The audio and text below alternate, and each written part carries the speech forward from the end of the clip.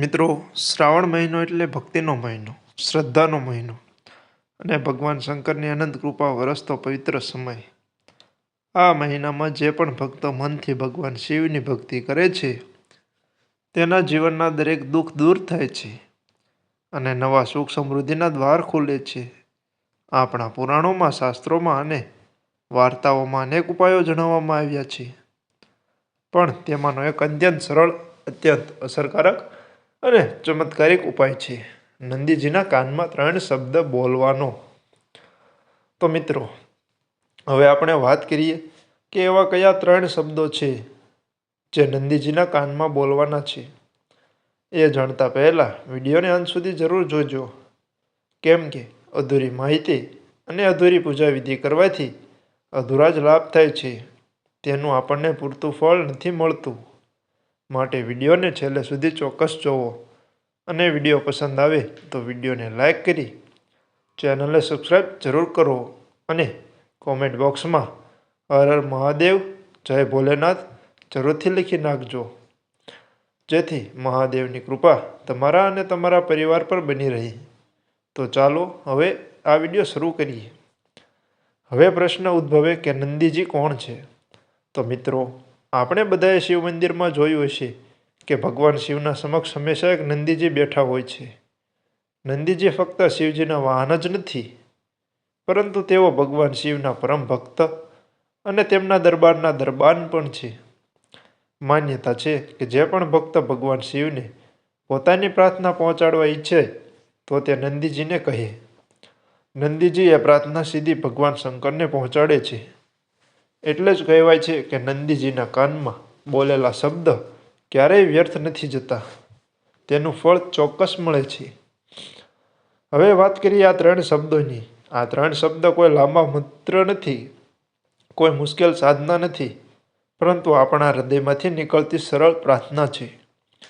જ્યારે તમે શ્રાવણ મહિનામાં ખાસ કરીને સોમવારના દિવસે મંદિરે જઈને નંદીજીના કાનમાં મારા દુઃખ દૂર કરો, અથવા મારા કાર્યો સિદ્ધ કરો, અથવા મારી ઈચ્છા પૂરી કરો જેવા ભાવથી શબ્દો બોલો છો, ત્યારે તે પ્રાર્થના સીધી ભગવાન શિવ સુધી પહોંચી જાય છે. તે પ્રાર્થના ભગવાન ભોળેનાથ તરત જ ધ્યાનમાં લે છે. આ ઉપાયના અનેક અનુભવ લોકોએ કર્યા છે. ગામડામાં, શહેરોમાં કેટલાય ભક્તોએ જણાવ્યું છે કે જેમણે નંદીજીના કાનમાં પ્રાર્થના કરી તેમનું અધૂરું કામ પૂર્ણ થયું. કોઈને નોકરી મળી, કોઈના ધંધામાં વૃદ્ધિ થઈ, કોઈને ઘર ગૃહસ્થમાં સુખ શાંતિ મળી, તો કોઈના સંતાનને અભ્યાસમાં સફળતા મળી. આ બધું શક્ય બન્યું ફક્ત શ્રદ્ધા અને વિશ્વાસથી. મિત્રો, વિશ્વાસ સૌથી મોટી શક્તિ છે. જો વિશ્વાસ છે તો ભગવાન શિવ સ્વયં તમારી બાજુમાં ઊભા છે. અને નંદીજી એ વિશ્વાસનું જીવંત પ્રતીક છે. તમે જ્યારે તેમની પાસે જઈને દિલની વાત કરો છો, ત્યારે તે વાત તમારા અને ભગવાન વચ્ચેનો એક પુલ બની જાય છે. ત્યારે એ વાત ભગવાન સુધી પહોંચી જાય છે.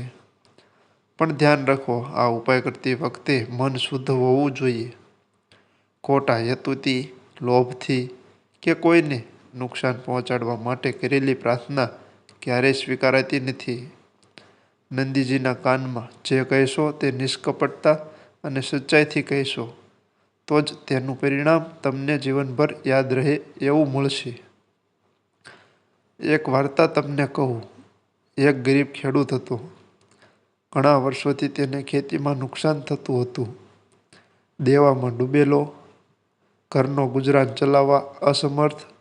એક દિવસ ગામના મંદિરમાં એક વૃદ્ધ સાધુએ તેને ઉપાય બતાવ્યો. બેટા, શ્રાવણ સોમવારના દિવસે મંદિરે જા, નંદીજીના કાનમાં તારી વ્યથા કહી દે. ખેડૂતે શ્રદ્ધાપૂર્વક એમ કર્યું. થોડા જ મહિનામાં તેની ખેતીમાં સરસ પાક આવ્યો. દેવું ઉતરી ગયું અને ઘર પર સુખ શાંતિ ફરી આવી ગઈ. ત્યારથી તે ખેડૂત દર વર્ષે શ્રાવણ માસમાં આ ઉપાય કરતો રહ્યો. તેથી તમારે પણ આ ઉપાય કરવો જોઈએ. આવી અનેક વાર્તાઓ આપણને શીખવે છે કે આ ઉપાય ફક્ત માન્યતા નથી, પરંતુ એ વિશ્વાસની શક્તિ છે. જ્યારે આપણે નિષ્ઠાપૂર્વક ભક્તિ કરીએ છીએ, ત્યારે પ્રકૃતિ પણ આપણો સાથ આપે છે. મિત્રો, જીવનમાં મુશ્કેલીઓ આવવી એ સ્વાભાવિક છે. પરંતુ ભગવાન શિવની ભક્તિ અને નંદીજી પરનો વિશ્વાસ તમને દરેક મુશ્કેલીમાંથી બહાર કાઢી શકે છે.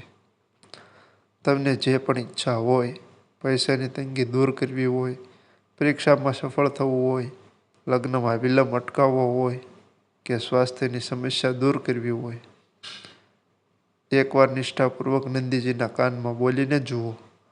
વિશ્વાસ રાખો કે ભગવાન શિવ તમને અવશ્ય આશીર્વાદ આપશે અને ભગવાન શિવની કૃપા અવશ્ય તમારા પર થશે.